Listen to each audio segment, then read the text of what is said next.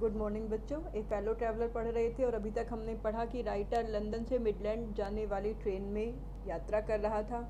जब ट्रेन चली थी तब उसमें काफ़ी सारे यात्री थे, लेकिन धीरे धीरे करके यात्री उतरते गए और लास्ट में राइटर उसमें अकेला रह गया। उसे लगा कि अब वो बिल्कुल अकेला है, लेकिन तभी उसका साथी वहाँ पर आ जाता है और राइटर को पता चलता है कि उस ट्रेन में उसका एक फेलो ट्रैवलर भी है।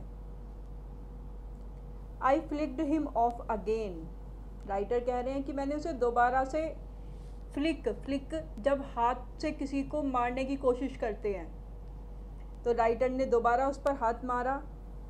ही स्किप्ड अवे, लेकिन वो राइटर के वार से बच गया। Took another jaunt round the compartment, उसने कंपार्टमेंट के चारों तरफ दूसरा जॉन्ट का मतलब होता है ए शॉर्ट ट्रिप, तो उसने फिर से एक ट्रिप ली कंपार्टमेंट की। रिटर्न, वापस आया and seated himself impudently on the back of my hand, और फिर राइटर के हाथ पर बैठ गया। और बैठा भी कैसे वो? इम्प्यूडेंटली का मतलब होता है बेशर्मी से। It is enough I said, writer ने कहा अब बहुत हो गया। उसने 2 बार मच्छर को चांस दिया, लेकिन मच्छर नहीं मान रहा था। Magnanimity has its limit, magnanimity का मतलब होता है दयालुता, काइंडनेस या उदारता, उसकी भी अपनी एक लिमिट होती है। Twice you have been warned, तुम्हें 2 बार चेतावनी दी गई। That I am someone in particular, कि मैं कोई विशेष व्यक्ति हूँ, मैं साधारण नहीं हूँ कि तुम आओ मेरा खून चूसने लगो, बल्कि वो एक वीआईपी है। That my august person resent the tickling impertinence of strangers, writer कह रहा है कि मेरा ऑगस्ट पर्सन, ऑगस्ट का मतलब होता है रेस्पेक्टेड। राइटर मान रहा था कि वो एक बहुत रेस्पेक्टेड पर्सन है, और उसे रिसेंट का मतलब होता है गुस्सा आना। टिकलिंग गुदगुदी को कहा जाता है। इम्पर्टिनेंस बदतमीजी या असभ्यता, रूडनेस ऑफ स्ट्रेंजर्स। तो राइटर कह रहे हैं कि अगर कोई स्ट्रेंजर, अजनबी आकर मुझे टिकलिंग करे, मुझे गुदगुदी करे, तो ये असभ्यता पर उसे बहुत ज़्यादा गुस्सा आता है, वो कोई साधारण व्यक्ति नहीं है। I assume the black cap, अब राइटर ब्लैक कैप पहन लेता है। इंग्लिश लॉ में ब्लैक कैप जब पहनी जाती है जब जज को किसी को मौत की सज़ा यानी डेथ पेनल्टी सुनानी होती है, उस समय वो ब्लैक कैप पहनते हैं। तो यहाँ पर वो अपने आप को जज मान रहे हैं, और साथ ही जज भी कैसे? ब्लैक कैप पहने हुए, जो कि अब उस मच्छर को मौत की सज़ा सुनाने वाले हैं। I condemn you to death, मैं तुम्हें मृत्युदंड दे रहा हूँ। जस्टिस डिमांड इट, ये जस्टिस यानी न्याय की मांग है। And the court awards it, और कोर्ट इसे प्रदान करता है। बच्चों, ये लाइन मर्चेंट ऑफ वेनिस से ली गई है। बच्चों, ये लाइन शेक्सपियर के famous play Merchant of Venice से ली गई है।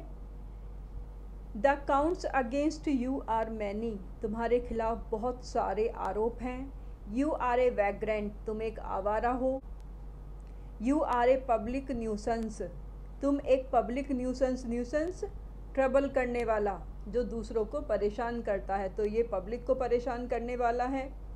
You are travelling without a ticket, और तीसरा आरोप है कि उसने टिकट भी नहीं खरीदा है, बिना टिकट ही वो ट्रेन की यात्रा कर रहा है। You have no meat coupon, इसके अलावा उसने मीट कूपन भी नहीं लिया है, और बिना मीट कूपन लिए ही वो राइटर का खून पीकर अपना पेट भर रहा था, जो कि गैर कानूनी है। For these and many others misdemeanours you are about to die, writer कह रहे हैं कि एक तो ये है, और इनके अलावा और भी कुछ मिसडिमेनर्स है। मिसडिमेनर्स का मतलब होता है छोटे आरोप, जो बहुत ज़्यादा सीरियस नहीं होते, तो उन सब के लिए अब उस मच्छर को मौत की सज़ा सुनाई जा रही है, अब उसे मरना पड़ेगा। I struck a swift lethal blow with my right hand, मैंने एक स्विफ्ट बहुत तेज, लीथल का मतलब होता है घातक, तो राइटर ने अपने राइटर ने अपने राइट हैंड से एक बहुत ही तेज और घातक प्रहार किया मच्छर के ऊपर। He dodge the attack with an insolent ease that humiliated me. लेकिन मच्छर ने उस अटैक को डॉज कर दिया। डॉज का मतलब होता है बचना, बचकर निकलना। तो मच्छर उस अटैक से बच गया और बहुत ही इंसोलेंट ईज के साथ। इंसोलेंट का मतलब होता है रूड। बहुत ही असभ्यता के साथ उसने उस वार से अपने आप को बचा लिया और इतनी आसानी से बचाया कि राइटर को ह्यूमिलिएशन फील हुआ। उसे ऐसे लगा जैसे, ह्यूमिलिएट का मतलब होता है अपमान, जिससे राइटर का अपमान हो गया। My personal vanity was aroused. Vanity का मतलब होता है प्राइड, यानी उसका जो गर्व था, उसका जो घमंड था, अब वो जाग गया। इस तरह मच्छर ने राइटर के स्वाभिमान को जगा दिया। I lunged at him with my hand with my paper. I jumped on the seat and pursued him around the lamp. Lunge का मतलब होता है झपट्टा मारना। तो राइटर ने अब उसके ऊपर झपट्टा मारने की कोशिश की, यानी उसके पीछे भागा। पहले उसे हाथ से मारने की कोशिश की, कि उसे अपने न्यूज़पेपर से उसे मारने की कोशिश की। आई jumped on the seat, seat के ऊपर चढ़ गया। जब मच्छर ऊपर उड़ा तो वो भी सीट के ऊपर चढ़ गया। And pursued him around the lamp, और लैम्प के चारों तरफ भी मैंने उसका पीछा किया। परसू का मतलब होता है फॉलो करना। I adopted tactics of feline cunning. Tactics का मतलब होता है चालाकियाँ। फिलाइन बिल्ली को कहा जाता है, कनिंग चालाकी। तो उसने बिल्ली के जैसी चालाकी अपनाई।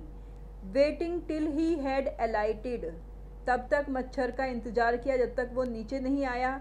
अप्रोचिंग विद ए हॉरिबल स्टीलदीनेस, और उसके पास हॉरिबल स्टीलदीनेस, भयानक खामोशी के साथ वो मच्छर के पास आया। Striking with a sudden and terrible swiftness, और उसने फिर बहुत तेजी के साथ अचानक से मच्छर पर वार किया।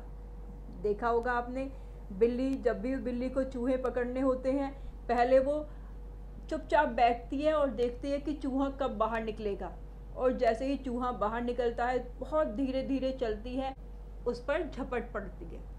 तो बिल्कुल यही सारी, राइटर ने भी यही सारी चालाकियां अपनाई उस मच्छर को मारने के लिए। It was all in when, लेकिन ये सब बेकार रहा। ऑल इन वेन का मतलब होता है useless. He played with me, वो मेरे साथ खेल रहा था। ओपनली, स्पष्ट रूप से, खुले रूप से। एंड ऑस्टेंटेशियसली, ऑस्टेंटेशियसली का मतलब होता है फॉर शो, जैसे कि उसे अपना गेम किसी को दिखाना है। तो खुले रूप से और दिखावे के लिए वो खेल रहा था।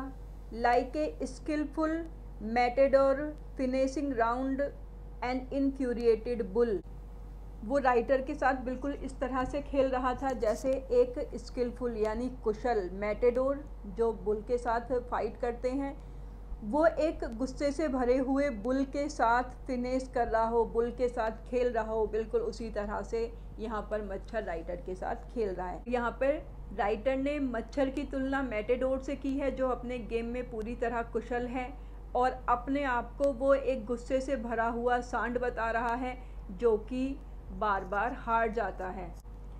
It was obvious that he was enjoying himself, ये बात बिल्कुल स्पष्ट थी कि वो इस खेल को इन्जॉय कर रहा है।